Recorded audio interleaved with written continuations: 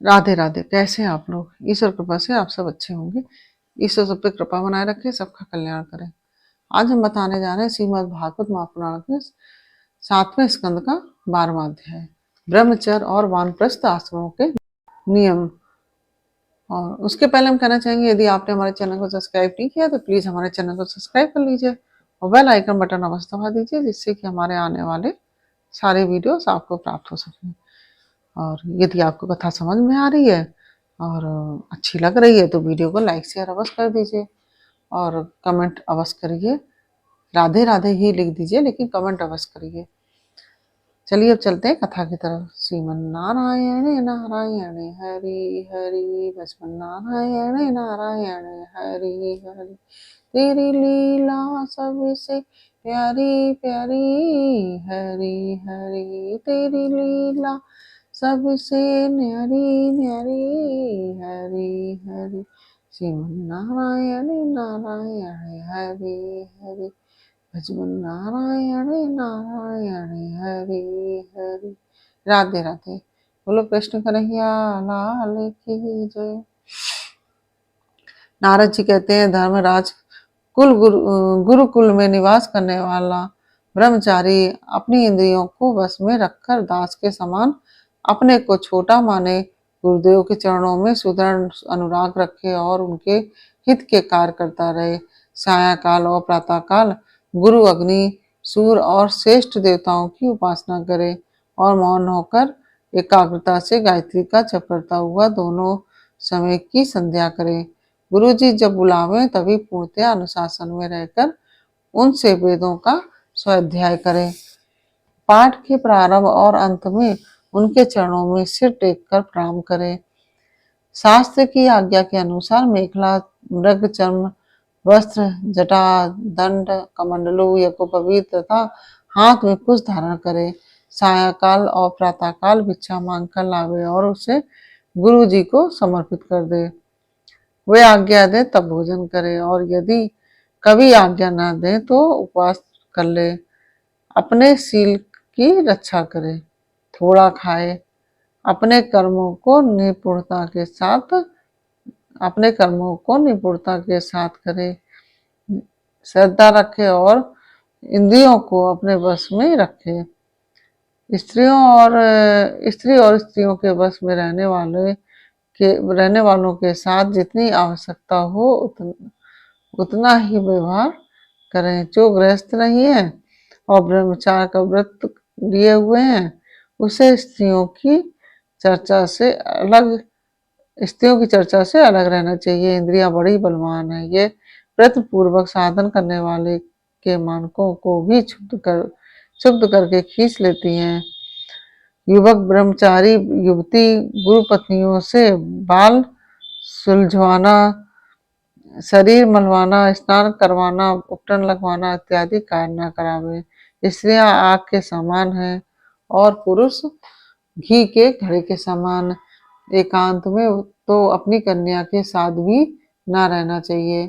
जब वह एकांत में न हो तब भी आवश्यकता के अनुसार ही उसके पास रहना चाहिए। जब तक वह जीव आत्म साक्षात्कार के द्वारा इन देह और इंद्रियों को प्रतीति मात्र निश्चय करके स्वतंत्र नहीं हो जाता, तब तक कि मैं पुरुष हूँ और यह स्त्री है, यह द्वैत नहीं मिटता। और तब तक यह भी निश्चित है कि ऐसे पुरुष आदि स्त्री के संसर्ग में रहेंगे। ऐसे पुरुष यदि स्त्री के संसर्ग में रहेंगे तो उनकी उनमें भोग बुद्धि हो ही जाएगी। ये सब शील रक्षा आदि गुण गृहस्थ के लिए और सन्यासी के लिए ही विहित हैं। गृहस्थ के लिए गुरुकुल में रहकर गुरु की सेवा शुश्रूषा वैकल्पिक है, क्योंकि ऋतुगमन के कारण उसे वहां से अलग भी होना पड़ता है। जो ब्रह्मचर्य का पालन धारण करें उन्हें चाहिए कि वे सुरमा या तेल न लगावें, उपटन न मलें, स्त्रियों के चित्र न बनावें, मांस और मद्य से कोई संबंध न रखें, फूलों के हार, इत्र, गुलेल, चंदन और आभूषणों का परित्याग कर दें। इस प्रकार गुरुकुल में निवास करके द्विजाति को अपनी पीठ और आवश्यकता के अनुसार वेद और अंग, शिक्षा, कल्प आदि और उपनिषदों का अध्ययन तथा ज्ञान प्राप्त करना चाहिए। फिर यदि सामर्थ्य हो तो गुरु की मांगी हुई दक्षिणा देनी चाहिए। इसके बाद उनकी आज्ञा से गृहस्थ वानप्रस्थ अथवा संन्यास आश्रम में प्रवेश करें या आजीवन ब्रह्मचर्य का पालन करते हुए उसी आश्रम में रहें। यद्यपि भगवान स्वरूपता सर्वत्र एकरस स्थित है, अतएव उनका कहीं प्रवेश करना या निकलना नहीं हो सकता है। फिर भी अग्नि गुरु आत्मा और समस्त प्राणियों में अपने आश्रित जीवों के साथ वे विशेष रूप से विराजमान है, इसलिए उन पर सदा दृष्टि जमी रहनी चाहिए। इस प्रकार आचरण करने वाला ब्रह्मचारी, वानप्रस्थ, सन्यासी अथवा गृहस्थ विज्ञान संपन्न होकर पर ब्रह्म तत्व का अनुभव प्राप्त कर लेता है।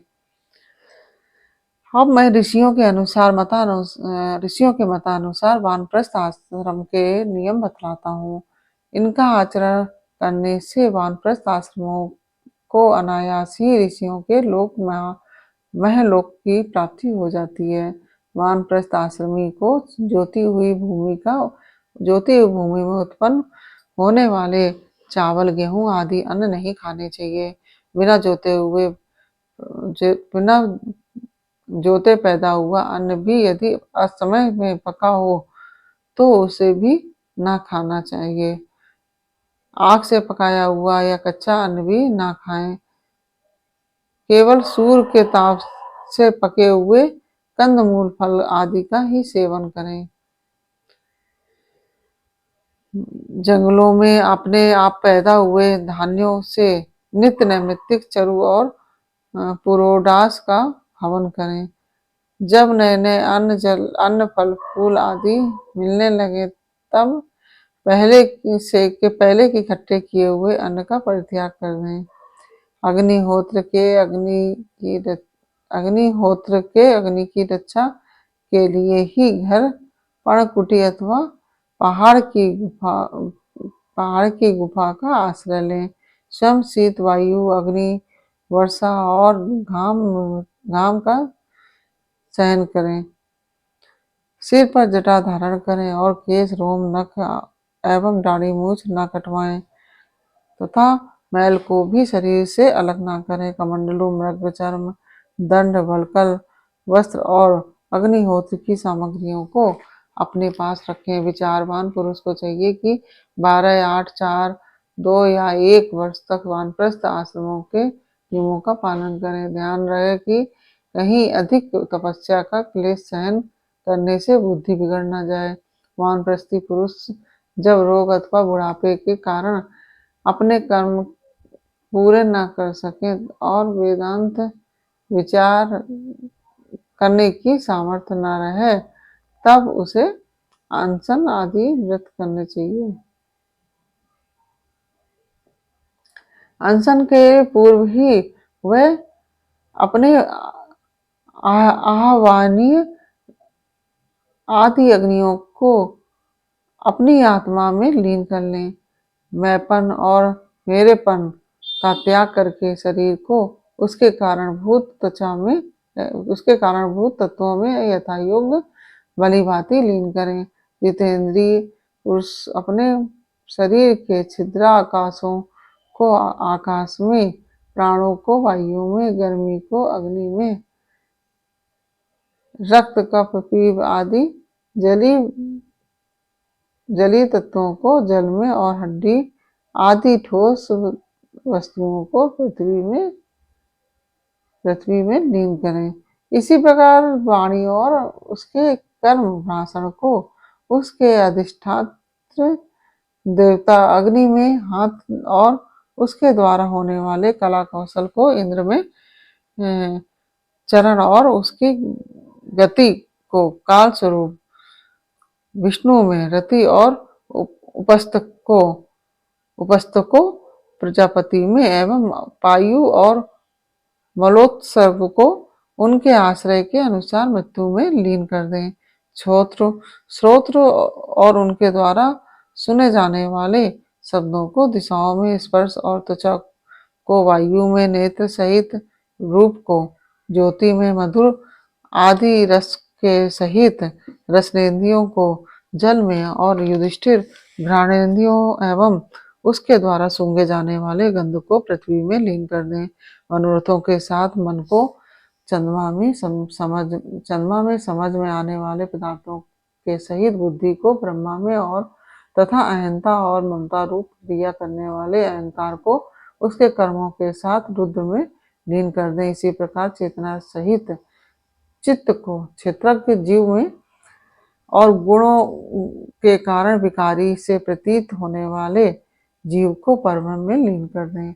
साथ ही पृथ्वी का जल में, जल का अग्नि में, अग्नि का वायु में, वायु का आकाश में, आकाश का अहंकार में, अहंकार का महत्त्व में, महत्त्व का अव्यक्त में और अव्यक्त का अविनाशी परमात्मा में लय कर दें।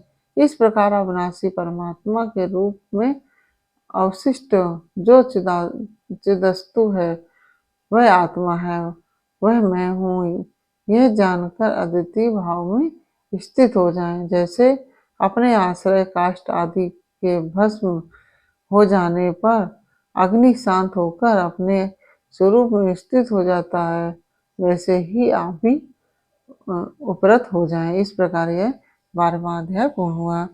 और ये कथा आपको कैसी लगी हमें अवश्य बताइएगा और कमेंट में राधे राधे अवश्य लिखिए। और फिर मिलते हैं आपसे अगले वीडियो में अगले अध्याय के साथ। तब तक के लिए राधे राधे।